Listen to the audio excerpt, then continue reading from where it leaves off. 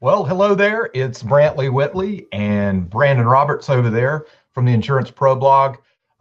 We did not go live yesterday because the squirrels were not running fast enough in my neck of the woods to get the internet speed up, and I sounded like a modulated robot.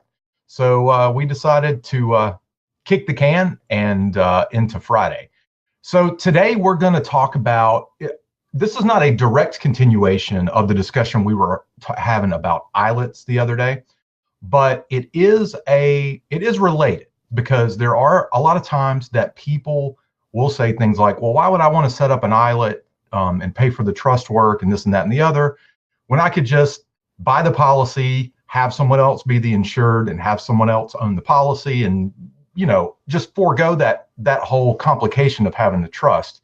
So that's what we're going to talk about today. But first, our shameless plug, you should visit ipblive.com to read more about our book, Predictable Profits, the 5 reasons that people actually want to buy whole life insurance. If you go over to ipblive.com, you can read more details about that and join one of the many people that have jumped on the train.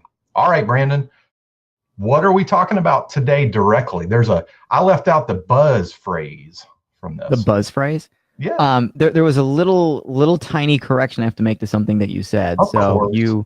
Well, it is a little important for this discussion. You had said, why don't I just buy a policy and name somebody else the insured and someone else the beneficiary? Right. You're kind of headed down the right trail, but I think, why don't I buy a policy that names me the insured, but someone else is the owner? Correct. It's kind of Yes, that's what I meant.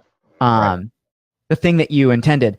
And that's significant to today's discussion because it does come up. Why go through the complicated process of establishing an ILET?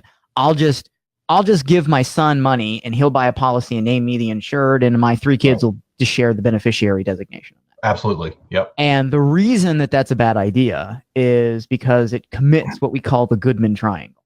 All right. The Goodman Triangle is a circumstance where a life insurance policy exists with a different insured, owner, and beneficiary. If that happens, then the Goodman Triangle has been committed, and the death benefit paid to the non-owning beneficiary or beneficiaries is gift taxable to them. Okay. In other words, the tax code in the United States views that as a gift paid to the beneficiary from the owner of the policy. Okay.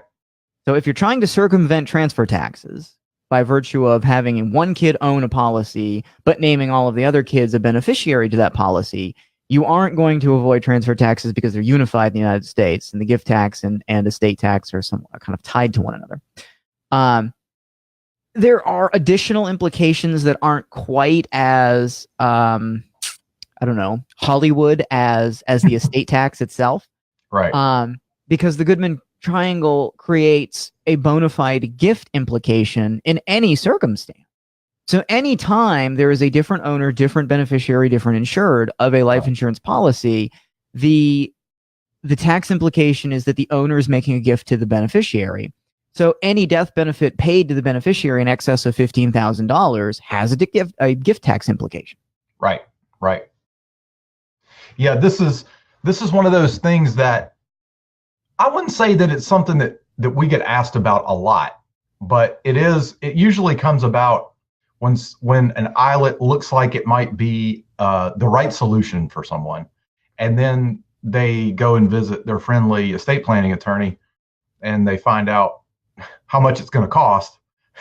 And then they say, well, isn't there other ways we can do that? I would argue that we probably bring it up more times than people bring this kind of thing up to us, because we've noticed some situations, and it's not really about yes, it very much comes up a lot in the estate tax world, but less so now, because at this point, if you're married, you've got a $22.8 million exemption for the estate tax. So you got to have some serious assets before you before you worry about the estate tax. Right. It's not the $675,000 limit that it was when I started out in the business. Right. But there are other implications. There are times that people decide, well, you know what?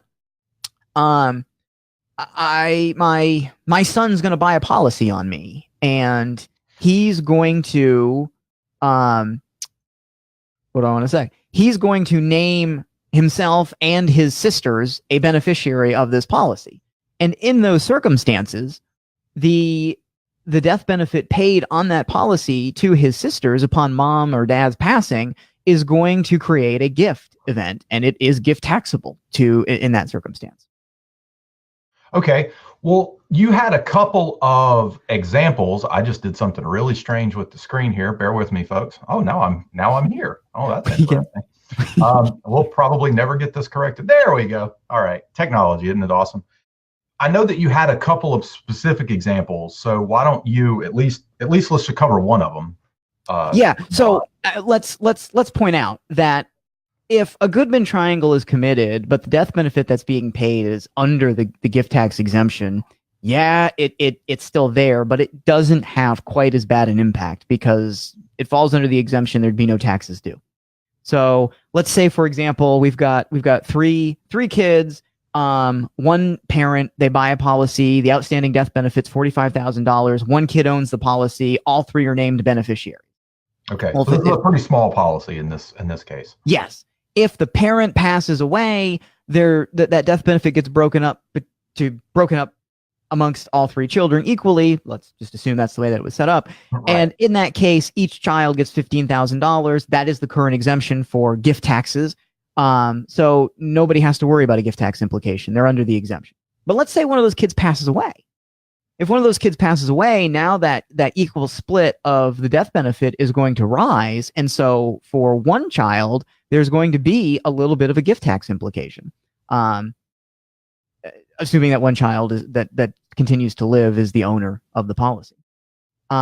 So this certainly comes up when we see older insureds who have somewhat smaller policies, and they kind of do this, well, I want to make sure things are taken care of after I'm dead, or as I kind of lose my wits about me. Right. And so I'm going to have my most responsible kid own this policy. Sure. It's a lot of people do what they think makes sense. Yes. And it makes perfect sense to them on its face, but there are certain laws that are somewhat esoteric. I get that. And they don't realize that it creates some additional implications. Another way that this comes up, let's say you have a grandparent who decides to buy life insurance on a child, but name the grandchild the beneficiary policy. Right. We've run into some circumstances where grandparents do this because they want to make sure that the child has some sort of benefit that they're not so sure their parent could provide for them in the short term. So right. they're providing that benefit themselves.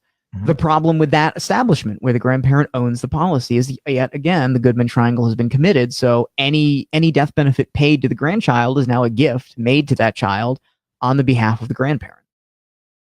Right. Okay.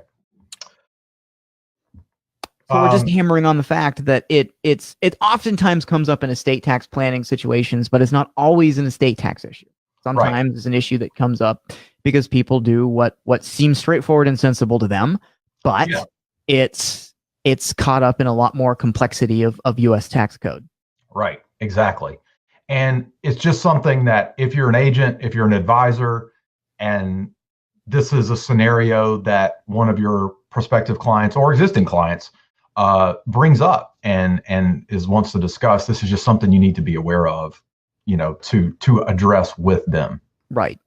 I mean, if you sit down with somebody who's got a policy that commits the Goodman Triangle and you say anything about that, that's a bit of a bad on you and could crush a little bit of credibility. Right. And in some cases,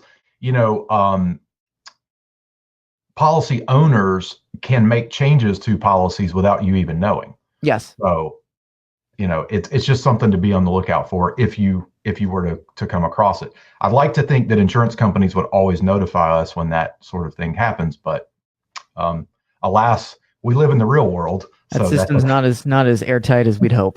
Right, exactly. All right, well, if that's it, is that it? That all you got today? That's it. All right, well, we'll see you guys next week. I hope everyone has a great weekend. Again, go check out ipblive.com to learn more about predictable profits, and we will catch you next week. I couldn't think of any better way I'd want to spend my weekend. Absolutely.